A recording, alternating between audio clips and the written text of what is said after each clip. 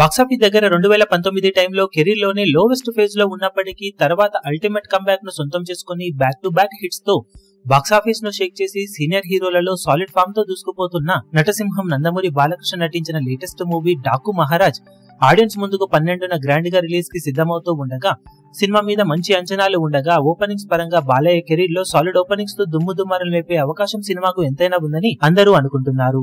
Recent టైంలో బాలకృష్ణ నటించిన సినిమాల ఓపెనింగ్ డే కలెక్షన్ ను గమనిస్తే భగవంత్ కేసరి 14.36 కోట్ల షేర్ ఓపెనింగ్స్ అందుకుంటే వీరసింహారెడ్డి 25.35 కోట్ల షేర్ అందుకుంది. అఖండ మూవీ 15.39 కోట్ల షేర్ అందుకుంటే అంతకన్నా ముందు లోవెస్ట్ ఫేజ్ లో ఉన్న బాలకృష్ణ రూలర్ సినిమాతో 4.25 కోట్లు, ఎన్టీఆర్ మహానాయకుడు సినిమాతో 2.12 కోట్లు, ఎన్టీఆర్ కథానాయకుడు సినిమాతో 7.6 కోట్ల దాకా ఓపెనింగ్స్ అందుకున్నాడు. లాస్ట్ ఇయర్ సంక్రాంతికి ఆడియన్స్ ముందుకు వీరసింహారెడ్డితో వచ్చి కెరీర్లోనే బిగ్గెస్ట్ ఓపెనింగ్స్ తో సంచలనం సృష్టించాడు.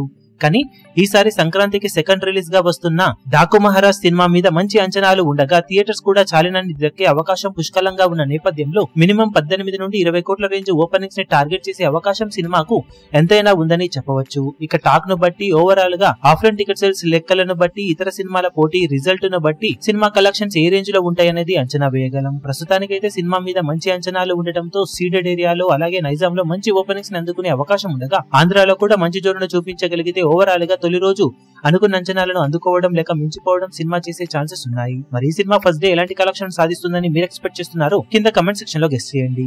ఈ వీడియో మీకు నచ్చినట్లయితే లైక్ చేయండి, షేర్ చేయండి, ఛానల్ ను సబ్స్క్రైబ్ చేయడం మాత్రం మరవకండి. ఏ చిన్న అప్డేట్ ను మిస్ అవ్వకూడదు అనుకుంటే బెల్ ఐకాన్ ను ప్రెస్ చేయండి.